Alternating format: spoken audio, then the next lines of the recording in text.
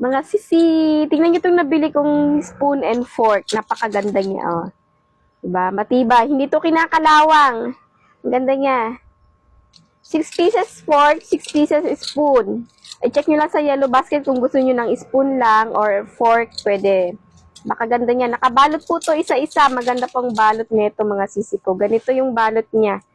Isa-isa pong nakabalot ang mga spoon saka fork. Di-deliver po nila sa inyo ng nakaseparate na ganyang balot. Ang ganda niya. Umorder na kayo. Ganda niyan. Tingnan nyo naman, oh. Yayamanin. Hindi yan kinakalawang. Tingnan nyo ang ganda. Oh. Tingnan nyo naman. Yan. Oh, diba? Order na kayo. Ang ganda na itong mga sisik ko. Hindi mo yan mababaluktot. Hindi kagaya sa regular na spoon, fork. Kayang-kaya mong iganyan. Ibaluktot. Ito hindi. Napakatibay. Makapal yan.